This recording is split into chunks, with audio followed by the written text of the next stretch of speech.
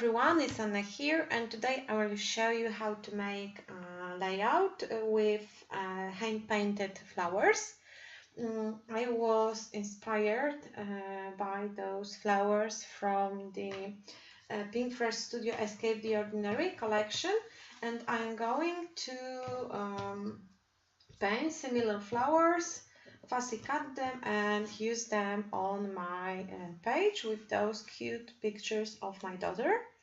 And I will put you on fast forward so you can watch the whole process.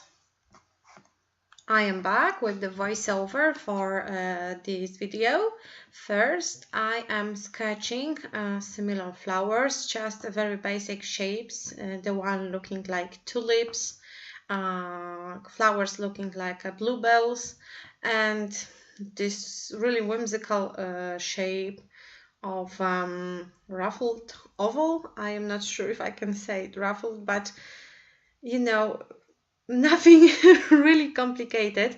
I know it's a weird part for you because you really don't see what I am doing in here because I am sketching really lightly. I don't want my pencil to be visible from under the paint. And important thing, if you paint with the watercolor over the pencil lines, you will not be able to remove them. So sketch lightly before you, or erase the lines before you paint.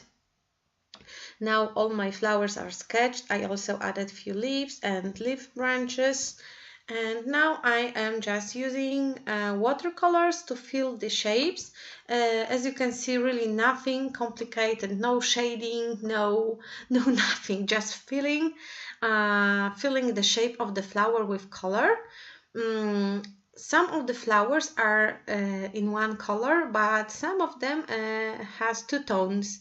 The other color on the inside and other color on the outside of the flowers. With those kind of flowers, you have to paint. Oh, this is this kind of a flower. You have to paint the outline first. Leave the gap for another color inside. Wait for the color to dry very well, because if you will not wait until the color is completely dry, the colors will mix together. So it has to be really dry, not dryish, dry. And as you can see, I left this white spot in the middle of the flower, and after the blue part will be dry, I will fill it with some other color. I am using a watercolor paper, 12 by 12 watercolor paper sheets that were included into the October color add-on kit from Hip Kit Club. And oh gosh, I must say this is a great watercolor paper. Working with it is a pure pleasure. I'm not a watercolor specialist, so I do not use a lot of types of those watercolor papers, but this one is really great. And you have 6 sheets of this paper included into your kit, and the sheets are, in my kit, they were sealed together on the 2 sides, so you can paint, not worrying that the paper will ruffle, and then you just use the knife to separate the sheets.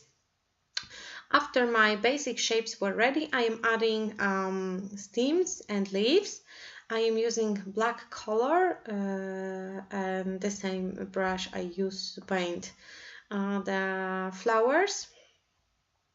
As you can see, I am painting the different leaves for the different shapes of flowers, but they are all inspired by those from Pinterest Studio. So if you have this collection, you just pull out some flowers from the ephemera pack and you just basically copy them. Not exactly in the same shape or size, but in the idea of how the flower can look. And here is the part when I am adding the second color around my gray inner part of the flower. And first I tried with one petal, but my paint wasn't dry enough, so I waited, and now I am back with adding the petals. And now it's time for a stem. I am using Prima watercolors. One of the sets, I think it was tropical set, were included in one of the kits, maybe June or July, I am not sure, one of the color kits. You might check them out, but you can use any watercolors you have. You don't have to use Prima watercolors. If you have other, they will be great too, but I really advise you to use the watercolor paper, because this regular paper like American Crafts cardstock won't work well with watercolors. You will not be able to add a lot of water because colors won't mix. And I cut it out part of the video because it would last like half an hour. After my flowers and stems and leaves are dry, I am adding some details. I made a tulip completed with this part. I am not sure this part what I am painting right now. The part that are the male parts of the flower. I'm not sure how to call them in English. And adding details is done. Now I took a white gel pen and I'm adding more details with it, like some whimsical details, I would say, because regular flowers doesn't have them. Sorry for my head bumping on the video. And flowers are done. Now it's time to fussy cut them. I did it off the record because it was quite a long process and you really don't have to watch it to know how it was done. I decided to use this paper from October main kit. It's one of the Jen Hatfield papers, Heart of Home, I think it was the name of the collection. First I was wondering to connect two papers, but then I thought, no, sorry, my flowers are colorful and I don't need to add more colors to the background. I also wanted to use one of those big chipboard words from Stargazer collection by Dear Lizzie. They are all white and really giant and I love them. So I painted mine using this, I think, inklings or maybe colorings. This is a shimmers paint and it was included into October add-on kit, October color add-on kit. And now I am backing my pictures using some other papers from the October kit. I think this is a Stargazer paper from Dear Lizzie, and this is what I usually do with my pictures. I add a frame, either it's a white frame that is already printed with the photo, or I back pictures with some colorful pattern papers. So I created this navy frame and now I am using one of the Pink Fresh Studio papers. This is the Escape the Ordinary collection to add more color and pattern, and I will be adding a second layer behind my picture. I am adding two pieces, each for each picture, and I also raise the pictures using cardboard pieces. You can use 3D foam, squares or foam, whatever you like. I just like adding dimension to my page. So this is the part when I was adding the cardboard. I didn't record it because you really don't have to follow this exactly. It's a really simple process. If you don't like bulky pages, just don't add a cardboard or 3D foam squares under the flowers if you want to fit more layouts into your albums. This is not something you have to do. This is something what I like to do, so I will do this after I will arrange all my flowers. I will add 3D foam squares to add dimension under my flowers. Thanks to that, they will not lay flat on my page. Sorry for the lighting. I have this dark colored blouse. I am not sure if it's a blouse, maybe it's a blouse, but cloth, and it's messing with my camera.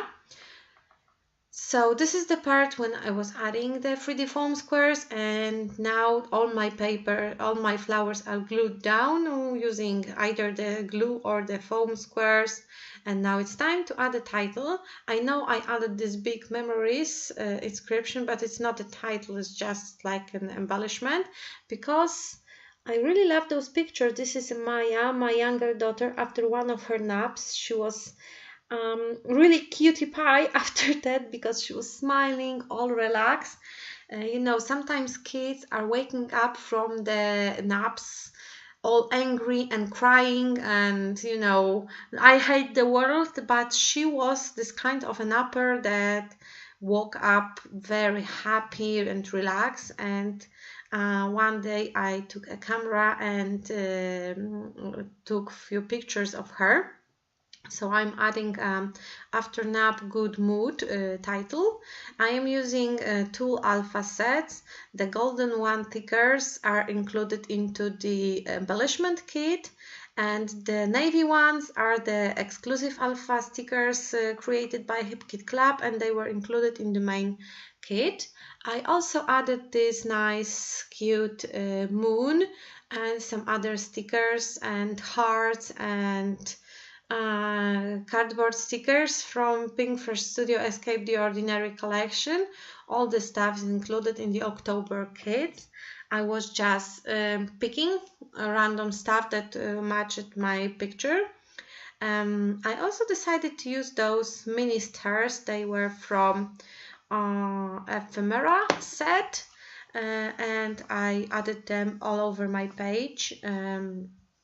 I also added few puffy sticker flowers. They are all from the same collection, so they match perfectly together.